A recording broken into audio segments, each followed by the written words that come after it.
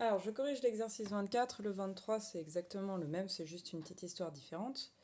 Donc, dans l'exercice 24, la première chose à faire, c'est donner des noms aux événements. Donc, je note A, l'événement provenir de l'usine A, B, l'événement provenir de l'usine B, et D, l'événement posséder un défaut.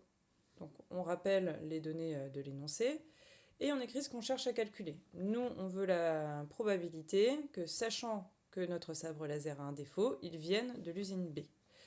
Et donc, c'est dans le mauvais sens. Nous, ce qu'on connaît, c'est le contraire. Nous, on connaît la probabilité d'avoir un défaut, sachant qu'on vient de l'usine B.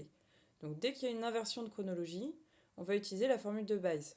Donc, on va commencer par écrire cette formule, en faisant l'hypothèse que ici P de D est différent de 0 aussi. Et on va commencer par calculer P de D. Alors, pour calculer la probabilité d'avoir un défaut, il faut faire des cas, puisqu'il faut savoir si on vient de l'usine A ou de l'usine B. Dès qu'on veut faire des cas, je le rappelle, on utilise la formule des probas totales. Donc on cite le système complet d'événements. On vérifie ici que les probabilités sont non nulles, comme ça on utilise la deuxième version avec des probas conditionnels. On écrit la formule, on remplace chacun des termes par sa valeur, et on obtient P de D égale 17 sur 100. Donc P de D est différent de 0, on peut bien appliquer la formule de Bayes.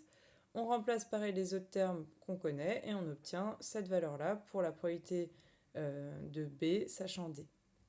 Alors cette probabilité, elle est plus petite que 1,5. C'est normal, l'usine B, les sabres sont moins défectueux. Donc si vous avez un sabre qui est défectueux, il est plus probable qu'il vienne de l'usine A.